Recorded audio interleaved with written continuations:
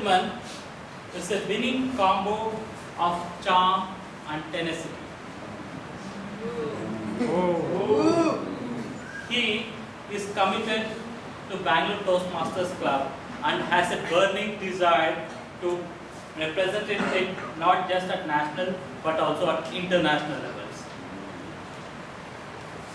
Let's put our hand together in welcoming the next speaker, the charismatic president, Cherian Thomas.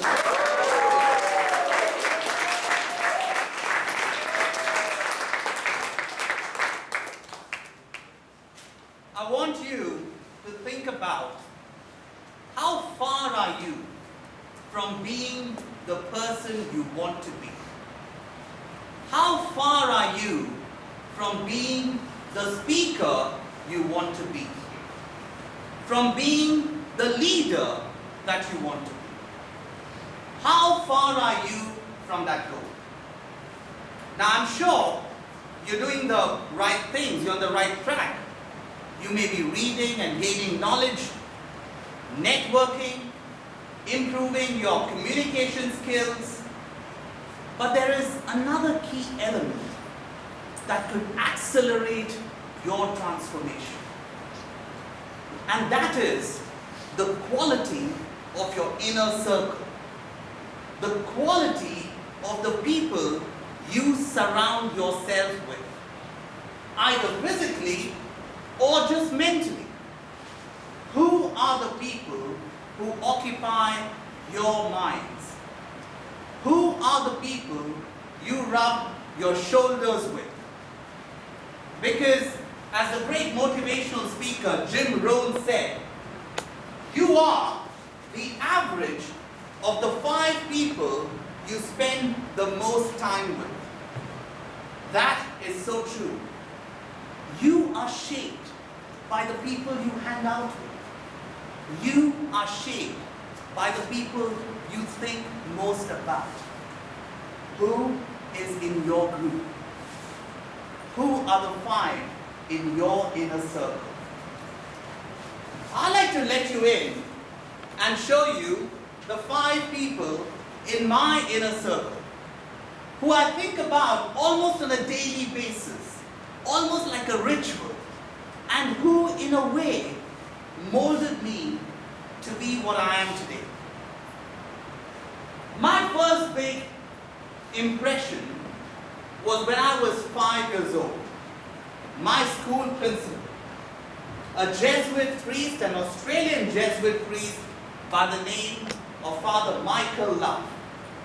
I was in awe of Father Love. The way he walked, ramrod straight like a gentleman cadet. His Hollywood looks, hair neatly combed back, the handsome face, the Ray-Ban glasses. But what really captivated me was the way he spoke. He was at ease on the stage. His richly cadenced sentences delivered with such clarity and with such ease. Father Love died in 1991, but mysteriously, his voice still rings in my ears. Father Love remains the model of a good public speaker to me, and he is in my inner circle. When I finished school, I wanted to study at Loyola College, Chennai, which, as you probably know, is among the top 3 colleges in India. But my marks were awful. There's no way I was going to get in there. So I camped in Chennai for about 3 weeks, trying to find a way to get into the college. One day, as I was strolling in that beautiful campus of Loyola, I saw an elderly man walk towards me. I accosted him, and we had a little chat. And I could tell something about me impressed him. He took me straight to the principal, and he said, "Father, this lad looks like a smart chap. Why don't we give him some admission? Why don't we give him admission?" And guess what? I got admission. And that changed my life. Studying in Loyola, I met some brilliant people. It changed my perspective it changed my life, it changed my everything. Now how can I ever forget that stranger who I met that day in that beautiful campus? He happened to be an ex-professor of English at Loyola College, Professor Emmanuel Raja. And by that act of his, he showed me the power of giving, the power of helping without expecting anything in return.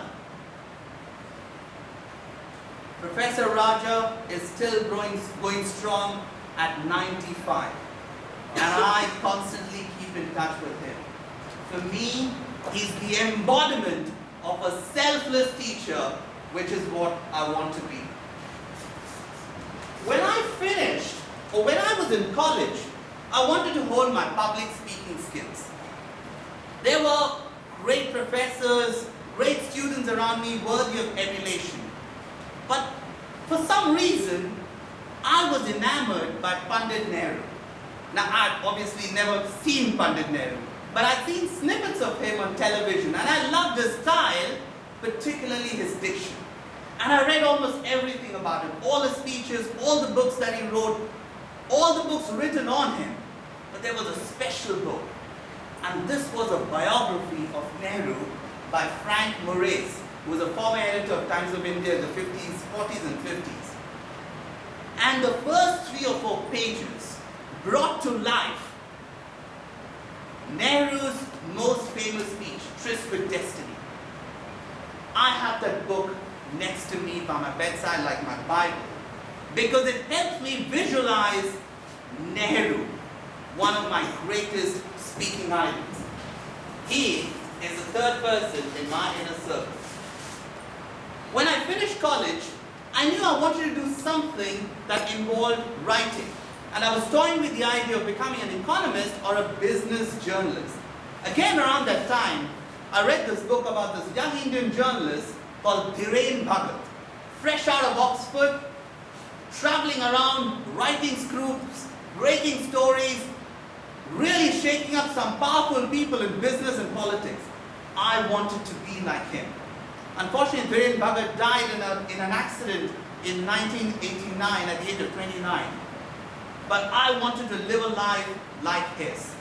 And in my attempt in doing so, I think I had a great career and a lovely life. Cherian, another of my idols.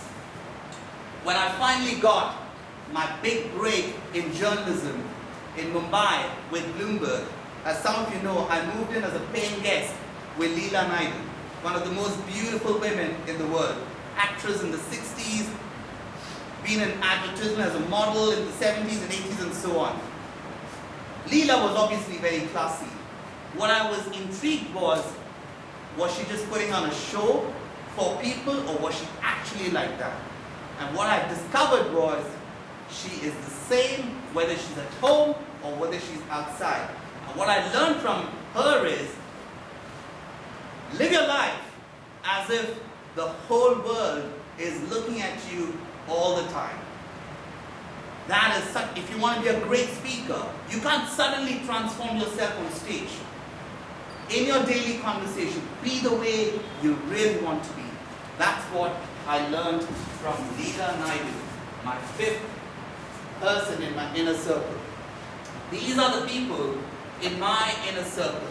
I want to be a combination of these 5. Who is in your inner circle? And if you actually have real people around you, ask yourself, are you the smartest in that group? If you are, then you've got to think about having another group.